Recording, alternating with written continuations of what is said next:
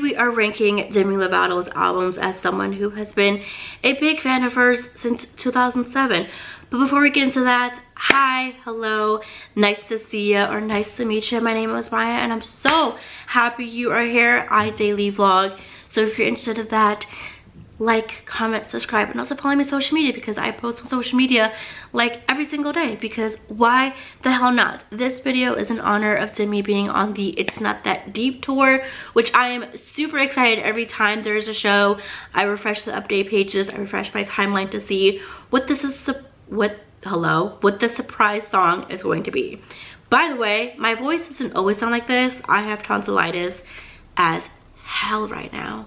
And it's so frustrating because by the time you guys are seeing this, I will actually be getting ready to go see Demi's show. Speaking of, I got this shirt at Hot Topic. Like, honestly, first of all, I love the cover art. I love the dress. I want the dress so badly. So whoever got that dress for Mrs. Demetria, email me please. Like, drop the link. Like, I need that. I need that. Also, disclaimer. I just need to say this because I just see what's out there. If my favorite albums are not your favorite albums, that is okay. If my least favorite albums are your favorite albums, that is also okay. I just feel like I have to say that because I've been stalked, doxxed, and threatened on the internet, mostly by Demi fans, for like 7 years. Have you ever waited 7 years? Yes, Diva, I have waited seven years.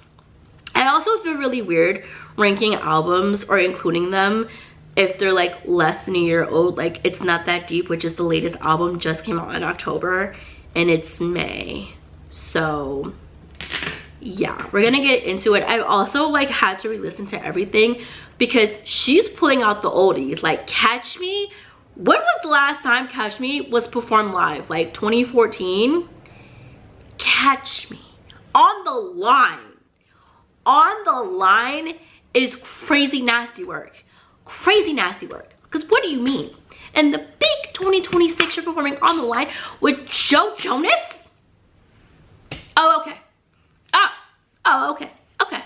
Got it. Okay. I know what's happening, Demetria. So my most favorite, loved, replayed, streamed album by Demi is Tell Me You Love Me. I don't care what genre of music you love, you cannot sit up here and tell me that this isn't one of the best produced, written albums sung by Mrs. Demi. This is just like, it's so beautiful. Also, I think the spirit of Keisha Cole possessed Demi and Tell Me You Love Me, like the title track, because she's sitting up here going like, you ain't nobody till you got somebody. Like, who was she feeling like in the studio when she sung that? Like, who was she feeling like for real? Like, I really need to know. Also, it's just like the song itself is so powerful, and then it just tells a story. Like, what can I say? I love a storytelling album. Then we have Here We Go Again. Whoever pissed off Demi when she was like 16, do it again. No, I'm just kidding. Don't do it again, because like don't do that again.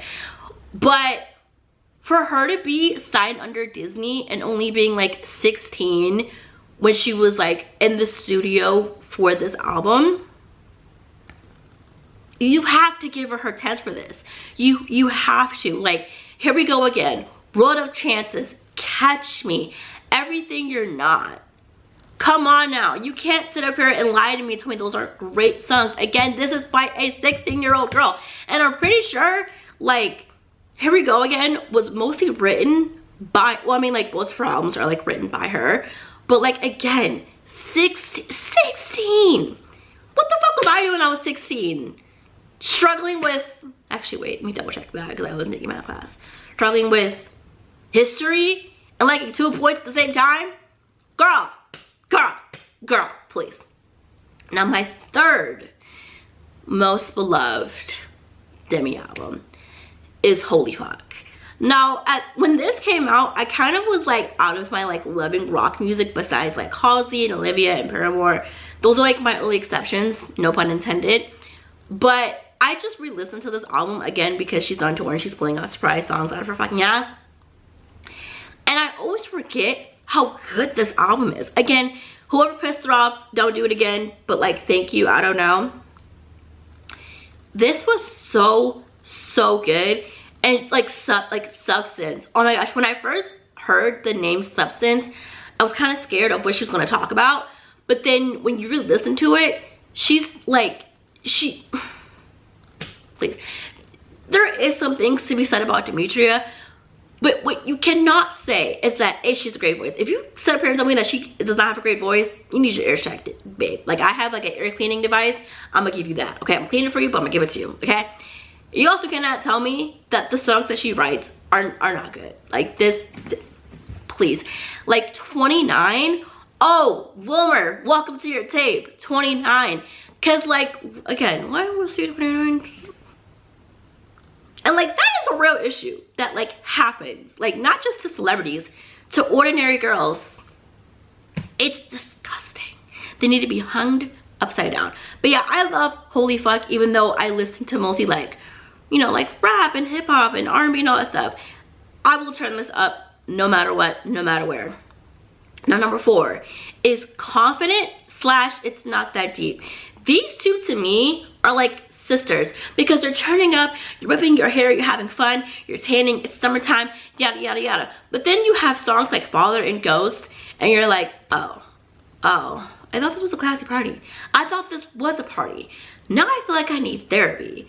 Like, I don't know, these two to me are just like, they're sister albums. Like, they're almost, actually they are 10 years apart. That's crazy. It's growth, especially Confident, old ways. She's like, you think I'm still that girl that I was a few years ago? I'm not going back to that. That was disastrous. That was dangerous. I almost died. And then you have It's Not That Deep, where she's like, I'm in the club, I'm turning up, I'm getting over my ex, da da da, but then I love my husband and I don't want him to leave me and I don't want to leave him, but if something happens, I will haunt him for life. Oh, and then Low Rise Jeans, which is on the deluxe version of It's Not That Deep. I would not be surprised if at the end of the year, that's like on my top 10 played songs. Every day since that song has come out, I've listened to that song. It's just so Britney Spears coded, and I think it is using a sample of not Toxic, Give Me More. It's some like 2007 Britney song. I'm gonna put it right here.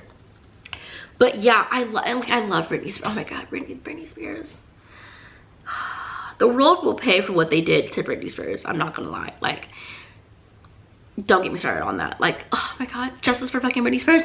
But yeah, those are like 4 and 5-ish. Then next up, we have Don't Forget. This is a strong debut album. Again, this was mostly written by Demi and the Jonas Brothers, which is crazy because they were all in their teens, besides Kevin. I forget how, like, I was reading like Kevin was like already kind of an adult by the time like Camp Rock 2 came out. Like, he was married when that was like in production. Like, damn. But I love this album. It's so cute and like Disney, it's fun. But who was she crushing on to write Into Your Mind? Like, she needed that. She needed that. And it's so funny because, again, I've been like replaying her albums. Until Your Mind is like the baby version of Bones. If you know, you know. And like, also, she needed that badly when she wrote Bones. Like, damn. And then she got that. Manifestation Nation, The House Down, Boots Mama. But yeah, Don't Forget is amazing. I love it. Believe in Me though, you will pay for like, you will pay for that. You will pay for that. Next up we have Demi. It's a pop album. It is strongly a pop album for sure. Like, this shit was probably, and if I remember correctly, it's a Ryan Seacrest radio airplay replay album. And that's not a bad thing. That's not a bad thing. She was a pop star. She's very versatile. But Heart Attack and Two Pieces are probably like 2 of the best songs on this album. In Case, I'm sorry that we paid you dust. Or that it was paid dust. I didn't pay In Case dust. I don't know about y'all. But like, In Case was, and for that man, you know what, it's okay. Her furlough was afraid about at this point. It's okay. Something We're Not is also a cute little bop, but like I said, it's a strong pop album. I'll give her that. Next up we have Unbroken. I feel like Unbroken is what It's Not That Deep is. Like, she didn't know it at the time, probably not, but this is definitely like this, like, we knew that she was into like the pop, party, EDM, house, Charlie XCX, Brat era. That's what Unbroken is. Unbroken does have some underrated gems like Fix a Heart and Lightweight. I would not be surprised if she pulled out Lightweight.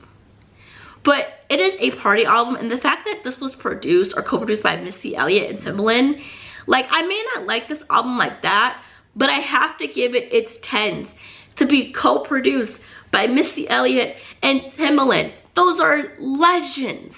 Legends. And you're telling me 18-year-old Demi, fresh out of rehab, fresh off that Disney contract, was like, Missy, Timbaland, let's get on this track. Let's get on this beat. Iconic, if you ask me. No one's asking me, but I'm telling you, that's iconicness right there, okay? Okay. Last but not least, we have Dancing with the Devil, The Art Starting Over. I couldn't finish this album replaying it. I'm not gonna lie. It is so sad. I mean, like, with the album being Dancing with the Devil, with songs like The Way You Don't Look at Me and Melon Cake, it's not a hunky-dory ass album. You're gonna cry.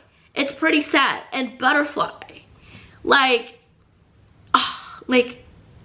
I couldn't finish the album. I don't even know what song I stopped at. I was just like, I can't. It is beautiful. It is amazing.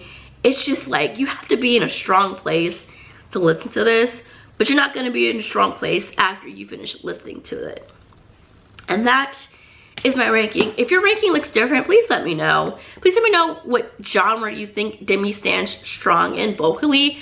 I think R&B Demi and rock Demi will always have a place in my heart, especially since because she started out as like pop rock, and like when she started out, I was starting into pop rock, like Paramore and Panic at the Disco, My Chemical Romance. Like, that was my shit back in the day. And Avril Lavigne, can't forget about Avril Lavigne. Where is Avril Lavigne these days? I've not heard about her in like a really long time. But that is my ranking. I love Demi. I think she does well vocally, and you don't, I keep forgetting that she has a country song. Like, the versatility is strong with that one. And if you've been to the shows, let me know if you've had, like, no one has said a bad thing about the shows too. They've all had really great fun and great things to say about her, which I'm like, well, yeah, duh, obviously. And let me know if you're going to any of the shows. I know that there was just a show announced in Jersey for the summer, so when you're going, let me know if you're going to that show, and let me know what artist you want to rank next. I think I do need to do, did I do The Weeknd already? I can't remember. I think that was next. And also Beyonce. And I will see you guys next time, but until then, stay strong, stay safe, drink your water, take your vitamins, and also get that surgery test if needed, because this was supposed to be taken out over a decade ago. Bye.